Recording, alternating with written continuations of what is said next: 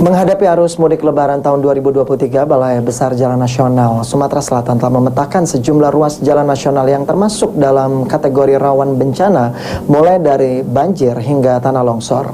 Mengantisipasi hal tersebut, Balai Besar Jalan Nasional menyiagakan peralatan dan juga personil di lapangan. Pihak Balai Besar Pelaksana Jalan Nasional 5 Sumatera Selatan saat ini memastikan jika kondisi jalan negara di daerah Sumatera Selatan siap untuk dilintasi para pemudik. Antisipasi terkait bencana yang terjadi di Sumsel sendiri, mulai dari banjir dan tanah longsor, pun telah dilakukan oleh pihak Balai Besar Pelaksana Jalan Nasional 5 Sumsel dengan didirikannya pos siaga di beberapa ruas jalan nasional.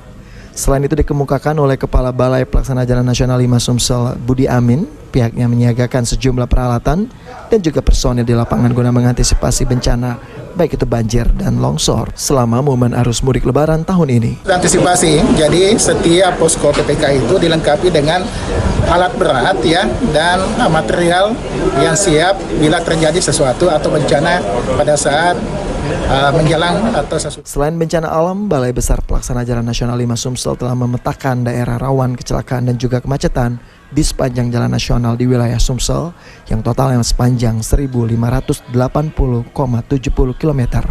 Firman Hidayat, PAL TV.